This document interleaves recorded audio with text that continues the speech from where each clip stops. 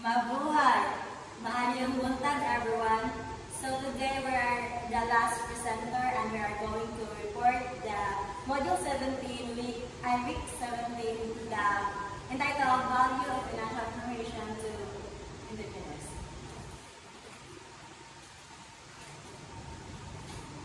So before I start with my report, let me ask you guys about, do you think a business can survive without knowing where their money goes?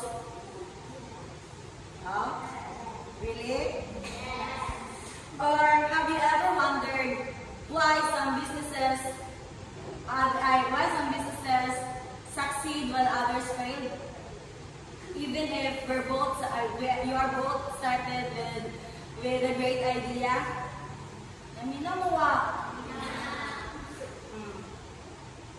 Or who among you here planning to become an entrepreneur someday? Well, this topic is good for you guys because our topic today is about value of financial information to entrepreneurs. So every successful business doesn't just start with a good idea, but it needs sound financial information. This means that business owners should know how to properly track their money, asa gigamit, asa gikan, and how it can help a business to grow. For entrepreneurs, financial information isn't just about numbers. It tells the story behind the business. It helps them measure progress, make wise decisions, and identify what can be improved to increase profit. If no financial information, even the most promising business can fail because they won't know how to properly manage their finances. So what is financial information? Financial information refers to the organized data about a company's financial activities such as income, expenses, assets, and liabilities. This information helps the entrepreneurs in three main ways. First, it helps them to analyze the performance of their business. Second, it helps them to plan for the future, like setting goals, budgeting, and make some strategies. And third, it allows them to communicate the financial health of the business to investors, lenders, and stakeholders. In short, financial information acts as a backbone of the business because it gives a clear picture of whether a business is making progress or needs an improvement. So now we have here the overview of business activities. We have business usually has three main types of activities. These are the operating, investing, and financing activities. We are all familiar with these activities, right? So first is the operating activities. Operating activities, these are the day-to-day operation or action that helps the business earn, such as selling products, providing services, and paying expenses like electricity and rent. Operating business are the heart of the business. Operating activities are the heart of the business. It's where most of the incomes and expenses came from. If the business has strong operating activities, it means it's able to earn enough to cover the cost and earn more profit. Next, we have investing activities. Investing activities involves buying or selling long-term assets that can help the business grow, such as equipment, buildings, and investment. Although investing activities may require spending a lot of money at first, but it is very important in business because it helps the business become productive and competitive in the long run. And lastly, financing activities. Financing activities, these are the actions that raise or manage funds for the business. It includes borrowing money, issuing shares, or repaying loans.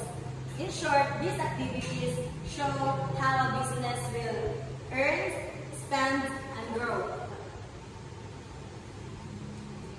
So overall, financial information gives entrepreneurs a clear picture of how their business is doing, from daily operation to investing to financing.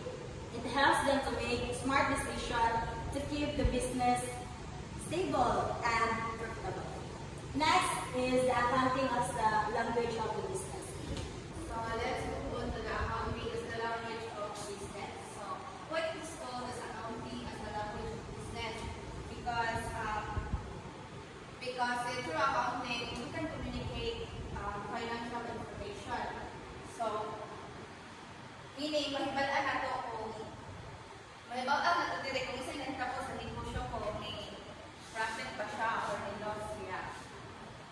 So, just like language helps that people understand each other, ang accounting is to help siya sa mga investors, owners, or managers na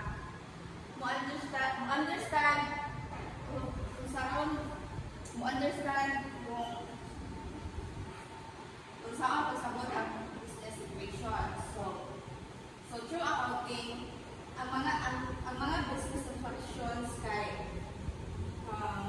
dili siya gina-record, gina-total, o gina-report in a clear way. So let's proceed to the financial statement. So paano naman kailan naman punta na lugo sa financial statement, di ba? So, financial statement is a formal record of a business, financial performance, and position during a specific period. So it's like a report card sa business. So it shows the financial performance and position during a specific time. So makatabang ito sa mga entrepreneurs to know if profitable, stable, or healthy ang ilang negosyo. So in short, makita din kung ang negosyo kay ni profit ba siya, ay nagka-ginansya ba siya, or nagkalugi, or kung maayo ba ang dagat sa kwarta. So let's proceed to the components or types of financial statement. So number one is income statement. Shows revenues and expenses to determine profit or loss during a period. So it tells how much business earns, spends, owns, and owes. So diri na itong naibalan kung naginansya ba or nalugi ang business during a certain period. So example, kung mas dako ang sales kaysa sa expenses, nilos ang negosyo. Or kung dako ang sales niya, gamay ang expenses. Kung dako ang sales niya, gamay ang expenses ni profit ang negosyo. Then kung dako ang expenses niya, gamay ang sales mo siya, nilos ang negosyo. The second is a statement of changes in equity. Shows changes in owner's capital including investments, withdrawals, and net income. So, statement of changes in equity is like a record of how the owner's money in the business goes up or down. So, dili na tumakita ang pag-repo or changes sa owner's capital. At na dili ang investment, withdrawals, and net income. So, example, kung inahay ang owner sa business, tugang siya o kanang puhunan, so makita na ito siya diha sa statement of changes in equity. Or kung i-withdraw ko na owner, makita niya po natin siya sa statement of changes in equity. So next is the balance sheets or statement of financial position. Shows assets, liabilities, and owner's equity at a specific point in time. So, mayroon daw po mo sa formula sa balance sheet. Formula daw. Assets equals liabilities and owner's equity. So, makita dito ang assets, then owner's equity o mga liabilities. Next is the cash flow statement. Shows cash inflows and outflows from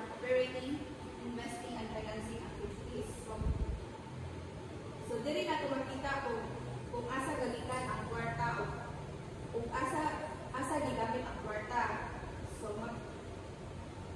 apil na ang cash from operating, investing, and financing activities.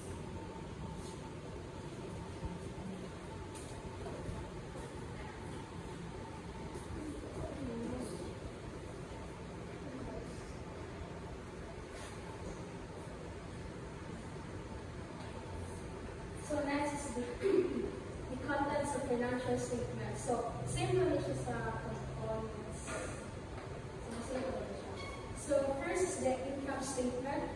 So the income statement, also known as the profit or loss statement. So it is a financial report that shows the company's revenue or the income or the expenses or the cost over a specific period of time. So this statement is also used to determine whether the company made a profit or loss during that period. So matawag is if revenues are greater than expenses, net profit, then if expenses exceed revenues, net loss.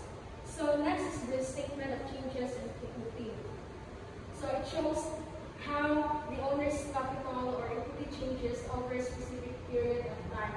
So this statement also provides a clear summary of how the owner's claim on the business changes from the beginning to the end of the accounting period. So ano nga statement, ano mo siya makita if, for example, nag-withdraw ka o natin mga additional investment, ano siya makita.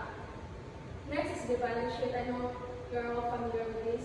So balance sheet shows financial statement that shows the company's financial position at a specific point of time. So it lists the three components of the balance sheet: the assets, what the business owns, like cash, equipment, inventory. Next is the liabilities, what the business owes, like loans, accounts payable. Next is the equity, the owner's claim on the assets after all liabilities are deducted. Not siya formula assets plus liabilities plus equity. So this statement helps determine how much the company or the business owns and how much belongs to the owner. So next is the cash flow statement. So the cash flow statement shows how cash moves in and out of the business during specific period of time. So it is divided into three main sections that we'll discuss in the charrette: operating activities, so when cash from the company's business operations, like nice sales or payments to suppliers. Next is the investing activities, like cash used for purchasing or buying assets or selling more assets. Equipments are investments. And last is the financing activities, cash from borrowing or paying loans or owner's investment and loss.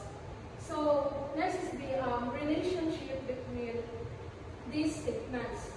So the income statement shows the business revenues and expenses, resulting in either a profit or loss. So a relationship is the statement of changes in equity. If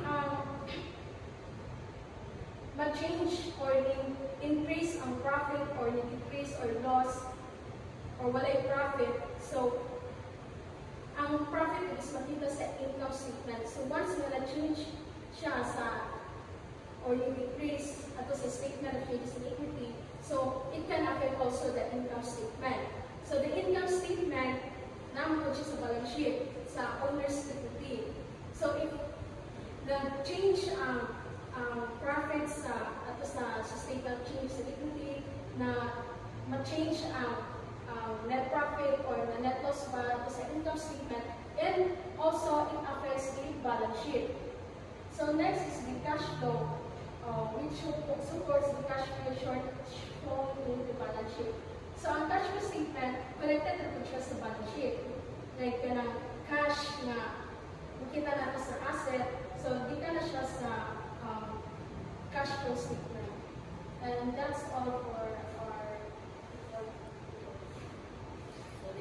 any question?